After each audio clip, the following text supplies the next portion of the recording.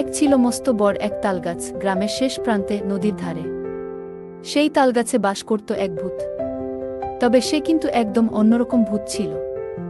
একদমই ভয় দেখাত না কাউকে, বরং সে ছিল ভারী আমোদে আর একটু লাজুক। তার নাম ছিল ভুতুভাই। ভুতুভাইয়ের দিনের বেলা খুব ঘুমাত, আর যখন রাত হতো তখন সে তালগাছের উঁচু ডালে বসে চাঁদের আলো গান গাইত। তার গান শুনে গাছের নিচে আসা কাঠবেড়ালি আর পেঁচারাও মুগ্ধ হয়ে যেত। একদিন গ্রামের এক ছোট্ট ছেলে মন্টু খেলতে খেলতে ওই তালগাছের কাছে চলে আসে। সে শুনতে পায় কে যেন খুব মিষ্টি করে গান গাইছে। কৌতূহলী হয়ে মন্টু গাছের দিকে তাকাতেই দেখে ডালে বসে চাঁদের আলো এক ভূত। ভয়ে মন্টুর তো আত্মারাম খাঁচাছাড়া হওয়ার জোগাড়।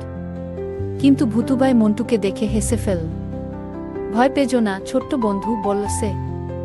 আমি তোমায় কিচ্ছু করব না, আমি শুধু গান গাই। মন্টু অবাক হয়ে ভুতুভাইজের দিকে তাকিয়ে রইল। তারপর ভুতুভাইজের গান শুনতে শুনতে সেও সেখানে বসে পড়ল।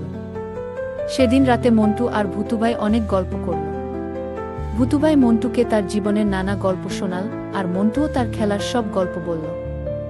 সেই থেকে মন্টু আর ভুতুভাই খুব ভালো বন্ধু হয়ে গেল। মন্টু রোজ সন্ধ্যায় তালগাছের কাছে আসত, আর ভুতুভাই তাকে মজার মজার গল্প শোনাত আর গান শোনাত।